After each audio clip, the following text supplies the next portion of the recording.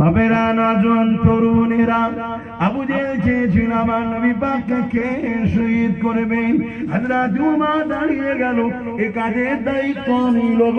আবু জেহেল মনে বড় খুশি হয়েছিল, কেননা অন্য কেউ দায়িত্ব নিলে এটা সাকসেসফুল হবে না। উমর কিন্তু দায়িত্ব নিয়েছে, অবশ্যই সে সাকসেসফুল করতে পারবে।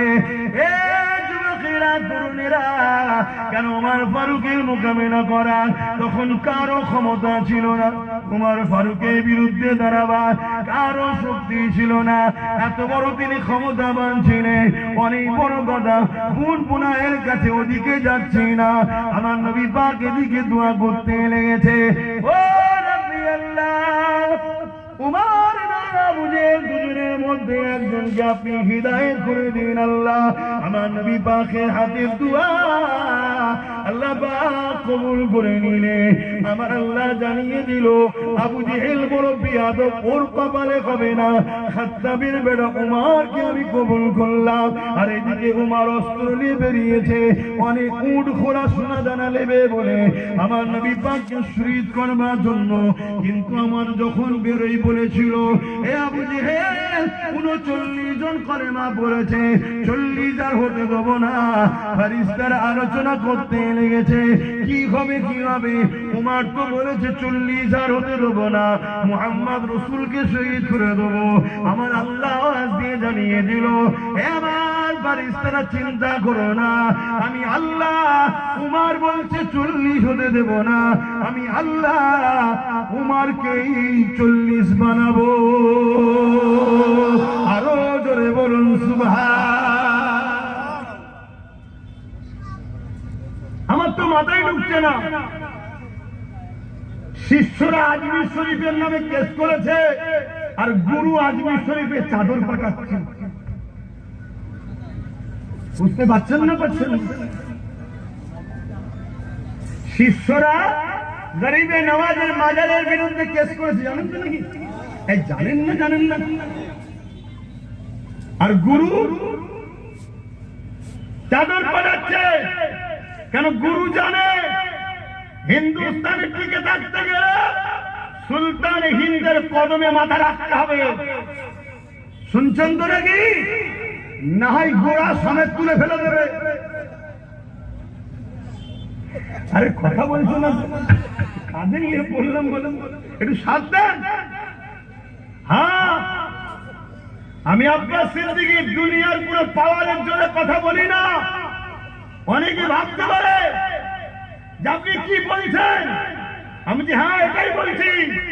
আরে দুনিয়ার পুরো পাওয়ার নিয়ে আমি কথা বলি না, আমি কথা বলি রহমানের পাওয়ার নিয়ে। জোরে বলুন সুবহানাল্লাহ।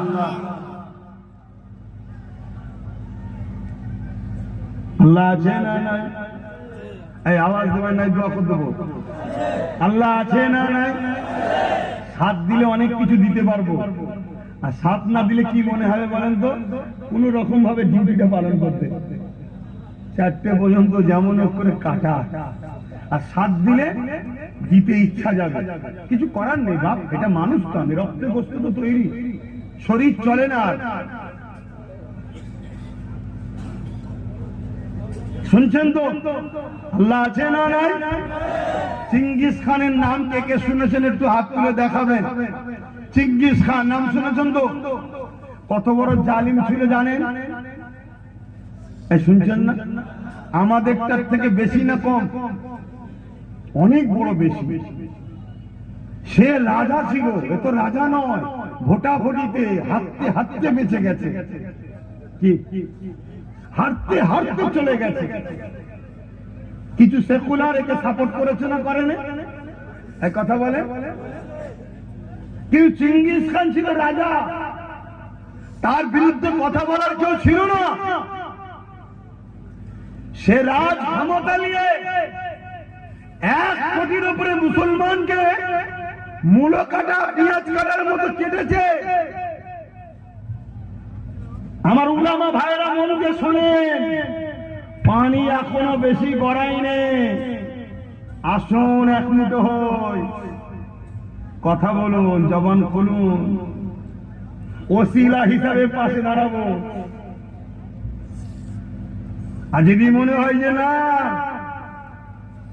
ওদিকে যাব না, যেমন ভাড়াটিয়া খেলছি খেলবো, মসজিদের মধ্যে ঢুকিয়ে তোমায় পুরানো হবে, মিলিয়ে রেখে দিও আমার কথা।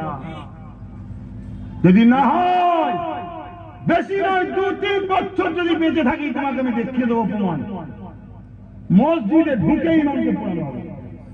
যদি আমার কথা না শোনো তোমরা, ভাড়া খেলা সব উঠে যাবে। আমি কি বলছি বুঝতে পারছো না? এখনো সময়। আমি কারো বিরোধী করতে বলছি না, আর কাউকে বিনা বাধাতে বিশ্বাস করতেও বলছি না। ষাঁড়ের প্রয়োজন আছে না? না, জমি চাষ করতে লাগবে তো নাকি? কিন্তু ষাঁড় রাখো, কিন্তু তার মাথায় গলায় দড়িটা ভালতারে বেঁধে রাখো। দুধ খাওয়ার দরকার আছে না? নাই, কিন্তু খাবার আগে একটু গরুর পাটা ভালতারে বাঁধতে হয়। পা ছাড়া দুধ দুইতে যেমনি মারবে বুকের খাতা ভেঙে যাবে। আমার বক্তব্য এই জায়গাটায়। তোমার পছন্দ তো রাখো, আমি বিরোধী করছি না, রাখো, কিন্তু আমার কথাটা একটু শোনো, একটু বেঁধে রাখো, একটু বেঁধে রাখো। নাই গতকালকে যে সেকুলার ছিল পূর্ব মেদিনীপুরে, আজকে সে লাভ মেরে কেমন কমনাল ভূত হয়েছে দেখেছেন তো?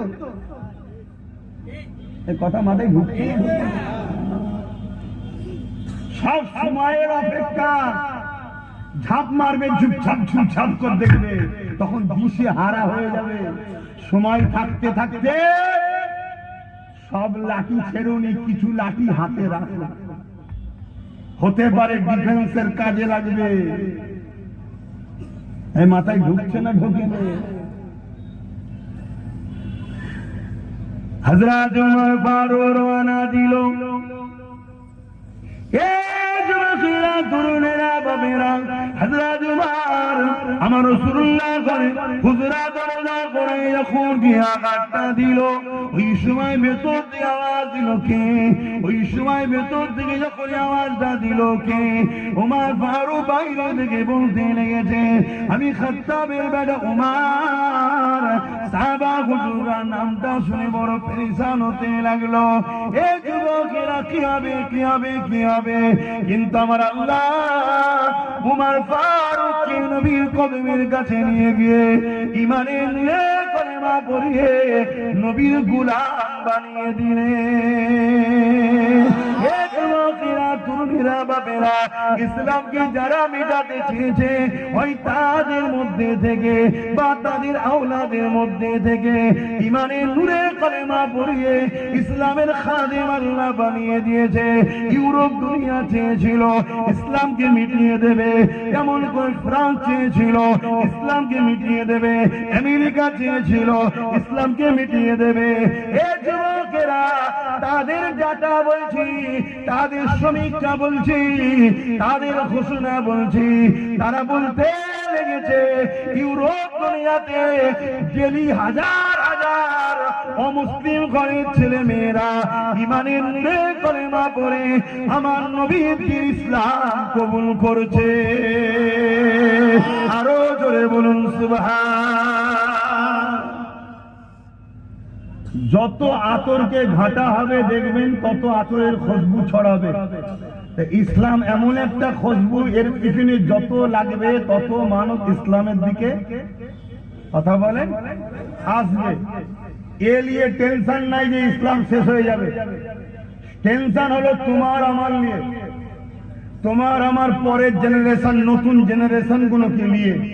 এগুলো ইসলাম পাবে তো? কেন তোমার আমার গাফলতির জন্য এরা ধ্বংসনা হয়ে যাবে। প্যালেস্টাইনে 45,000 বাচ্চাকে কাফন করতে হয়েছে। কত হাজার? একটু আওয়াজ দিয়ে বলবেন। 45,000 বাচ্চা, শিশু, বেগুনা সন্তান, তারা দুনিয়া দেখতে আর পেল না। তারা বড় হতো, এই জমিনে মা বাবার খেদমত করত, আল্লাহর কোরআনের কথা বলতো, আল্লাহকে রুকু সিজদা দিত। কিন্তু তাদের পূর্বপুরুষদের ভুলের কারণে আজকে তাদেরকে শিশু বেলাতে কাফন করতে হলো। তাই বাংলার মুসলমান মুজাদ্দিদ জামানের চতুর্থ প্রজন্ম হিসেবে বলে যাচ্ছি, তোমরা যে রাস্তায় হাঁটছো, যেভাবে জীবন যাপন করছো, তোমাদের ভুলের কারণে তোমাদের বাচ্চাগুলোকে মনে হয় কাফন পরতে হবে। এখনো সময় আছে, শুধরে যাও। প্যালেস্টাইনবাসী কি ভুল করেছিল? যখন হিটলার ইহুদিদের ঘরে মেরে দিচ্ছিল, পৃথিবীর সমস্ত দেশ দরজা বন্ধ করে দিয়েছে, বর্ডার সিল করে দিয়েছে, কেউ ইহুদিদের ঢুকতে দেয়নি। প্যালেস্টাইনবাসী ইমানদার মুসলমানেরা তারা ওই ইহুদিদের ঘরে তাদের দেশে আশ্রয় দিল। ইহুদিদের পরনার জুতো ছিল না, প্যালেস্টাইনবাসীরা জুতো দিয়েছে। ইহুদিদের থাকার ঘর ছিল না, প্যালেস্টাইনবাসীরা জমি দিয়েছে, ঘর দিয়েছে। ইহুদিদের খাবার ছিল না, প্যালেস্টাইনবাসীরা খেতে দিয়েছে। ইহুদিদের পড়াশোনা ছিল না, প্যালেস্টাইনবাসীদেরকে শিক্ষার ব্যবস্থা করেছে। আস্তে আস্তে আস্তে তারা বড় হয়েছে। কিন্তু প্যালেস্টাইনবাসী কোরআনের আয়াতকে ভুলে গেল যে দুধ কলা খেয়ে তারা সাপ পুষেছিল। তারা বড় হয়ে যাওয়ার পর আজকে তারা শক্তিশালী হয়ে ওই প্যালেস্টাইনবাসীকেই হত্যা করছে, তাদেরকে তাড়িয়ে দিচ্ছে। আমি আমার বাংলার জনগণকে বলি, কোরআনের প্রেমিকগুলোকে বলি, মুসলমানগুলোকে বলি, তোমরা যাদের জন্য মারপিট করো, যাদের জন্য নিজের ভাইকে কেস দাও, যাদের জন্য নিজের ভাইয়ের ঘর লোটো, যাদের জন্য ভাইয়ের দোকানে আগুন দাও, যাদের জন্য নিজের ভাইয়ের সঙ্গে মারপিট করো, ওই বেঈমান গাদ্দার গুলো তোমাদের ঘরে আগামী দিন কিন্তু এইভাবেই মিটিয়ে শেষ করে দেবে। তোমাদের নাগরিকত্ব কেড়ে নেবে, এরা হা করে বসে থাকবে। যাদের উপরে ভরসা করে চলছো, তারাই তোমার দুশ্মনদের সঙ্গে কাঁধে কাঁধ মিলিয়ে তোমাদেরকে বেসাহারা করে শেষ করে দেবে। তাই বলি, আগে থেকে প্রস্তুত তৈরি হও। শুনছেন তো নাকি? তুমি কি ভাবছো আমার এই ওয়াজ তোমরা শুনছো? আমার এই ওয়াজ সেন্টারেও শুনছে, রাজ্যও শুনছে। তাহলে সেন্টারও আমার দুশ্মন হচ্ছে, রাজ্য আমার দুশ্মন হচ্ছে। তারপরও আল্লাহর ভরসায় ইমানি সাহস নিয়ে হক কথা বলে যাচ্ছে। কিন্তু তোমরা একটু শুধরাবে না যুবক? তোমরা একটু ভাববে না? আর আমার ইমাম আলেম ওলামা ভাইদেরকে বলে যায়, চিঙ্গিস খান একদিন কয়েকশো উলামাকে এক জায়গায় জড়ো করেছে। কয়েকশো উলামা, ভালো করে শোনো ভাই, উলামারা ভাইরা। আব্বাস সিদ্দিকী খারাপ লাগে, আব্বাস সিদ্দিকী বড় কড়া কড়া কথা বলে, বুকের ব্যথাই বলি, বুকের ব্যথায়। তোরা বেঈমান কাফেরের উপরে ভরসা করলি, আল্লাহর উপরে ভরসা করলি না, তাই বুকের ব্যথাই বলি। কত শুনছেন না শোনেন না? চিঙ্গিস খান কয়েকশো উলামাকে এক জায়গায় করেছে, করার পরে তিনটে কাতারে তাদেরকে লাইন দিয়েছে, তিনটে কাতারে। তার মধ্যে একজন বুজুর্গ উলামা ছিলেন, একটু বয়স্ক আলেম। চিঙ্গিস খান তার জাল্লাদকে হুকুম দিল, একটা একটা করে সব গর্দান উড়াও, একটা একটা করে গর্দান উড়িয়ে দাও। চিঙ্গিস খানের কথাই প্রথম সারিতে প্রথম শুরু হলো, একটার পর একটা উলামার গর্দান ধর থেকে কল্লা আলাদা করছে। শুনছো কিভাবে জুলুম করেছে? ওই প্রথম কাতারের বুজুর্গ উলামাটা ছিলেন, আল্লাহু আলাম কি কারণ জানি না, তিনি দ্বিতীয় কাতারে চলে যায়। চিঙ্গিস খান দৃশ্যটা দেখেছে, কিছু বলেনি। আবার দ্বিতীয় কাতারে হুকুম করলো, উলামাদের গর্দান আলাদা করো। জাল্লাদ একটার পর আলেমের গর্দান আলাদা করছে। কিভাবে উলামাদের ঘরে কেটেছে শোনো। আমার দেশে তো ইংরেজ উলামাদের ঘরে কেটেছে না কাটেনি? কথা বলে। কাল তোমার আমার পালা আসছে বাপ ভাইরা, এখনো যদি সংগঠিত না হও। আমি সংগঠিত হতে বলছি কারো বিরুদ্ধে লড়াই করার জন্য নয়, আমি সংগঠিত হতে বলছি নিজের জান মাল পরিবার বাচ্চাদের ইজ্জত আবরুকে বাঁচাবার জন্য বলছি। কারণ ইসলাম জুলুম করাকে হারাম বলেছে, আমি জুলুমের পরামর্শ দিতে পারবো না। ভাইরা আমার, ওই চিঙ্গিস খান দ্বিতীয় লাইনে হুকুম করলো, কতল করতে করতে যাচ্ছে। ওই বুজুর্গ উলামাটা 3 নম্বর কাতারে চলে গেল। যখন 3 নম্বর কাতারে চলে গেছে, চিঙ্গিস খান আগিয়েছে, ঘোড়ার পিঠে আছে, আগিয়েছে, বলছে, মাওলানা তুমি এবার কোথায় যাবে? প্রথম কাতার থেকে দ্বিতীয় কাতার, দ্বিতীয় কাতার থেকে তৃতীয় কাতার এবারে কোথায় যাবে? চতুর্থ কাতার তো নাই। এরকম একটা অবস্থায় বলুন তো আপনার আমার জবান থেকে কি বেরোবে? কিচ্ছু দিতে হবে না, দুটো ভাত দেবে, তোমার হয়ে দালালি করবে, এছাড়া আজকের দিনে আর কি বলবে? এই কথা আমার ভুল লেগে গেল নাকি? ওই বুজুর্গ উলামা একটাই কথা বলেছিল, চিঙ্গিস খান আল্লাহ আছে। জোরে বলুন সুবহানাল্লাহ। আরো জোরে বললেন না? আরো জবান খুলে নারে তাকবীর, নারে তাকবীর, নারে দ্বীন ইসলাম, দ্বীন ইসলাম, কুরআন ও সুন্নাহ, কুরআন ও সুন্নাহ, নারে বলল আল্লাহ। চিঙ্গিস খান রেগে লাল। এই রকম সময় কেউ বলছে আল্লাহ আছে। যেমন আমি কিছুদিন আগে একটা ভিডিও দেখলাম, আমার ভারতবর্ষে ছোট ছোট বাচ্চাদের ঘরে ধরে জুতের বাড়ি মারছে, আর বাচ্চাগুলো মার খেয়ে বলছে আল্লাহ, তখন আরো মার। এর জন্য দোষী আমার কম, যে মারছে তার থেকে বেশি দোষী আমার কম। শুনছেন তো শোনেন? হ্যাঁ, আমার এদের জজ আছে, আমাদের জজ আছে, আমাদের উকিল আছে, আমাদের ডিএম আছে, বিডিও আছে, এই কটা আছে? আমি কি বলছি বুঝতে পারছেন না? ইসলামের অনুসারীদের কথা বলছি। বলো কি আছে? এই পুলিশ সুপার আছে, আইপিএস অফিসার, বলো বলো। বুকে হাত দিয়ে বলো আছে। কি করেছে আমাদের ঘরে বুঝতে পেরেছ? কোথায় নিয়ে গেছে বুঝতে পেরেছ? এতই যখন মুসলিম দরদি, কটা কটা কটা ডিএম বানিয়েছে বলো, কটা বিডিও বানিয়েছে বলো, কটা জজ শিক্ষিত করে তৈরি করেছে বলো, কটা উকিল বানিয়েছে বলো, কটা আইপিএস অফিসার বানিয়েছে বলো। আরে নেতা মন্ত্রী নাই, নাই বানাগে যা, তোরা হাওয়া সব হকে যা। কিন্তু আমাদের জজ কই, আমাদের উকিল কই, আমাদের ডিএম কই, আমাদের বিডিও কই?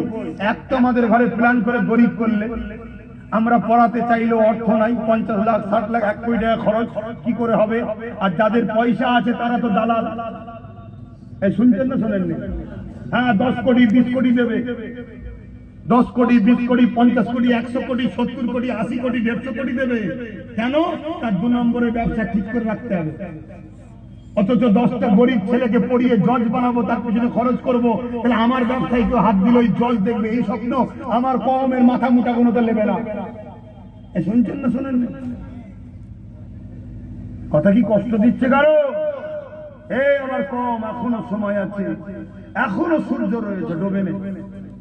আমি কি বুঝাচ্ছি বুঝছো? এখনো রং রোড ছেড়ে মূল রাস্তায় আছে, মেন রোড ধরো, এখনো টাইম আছে। ছেলেগুলোকে বানাও, ছেলেগুলোকে তৈরি করো। তবে হ্যাঁ, অনেকটা দেরি করে ফেলেছে, তারপরও এখনো তাহাজ্জুদ করে কাঁদার লোক আছে।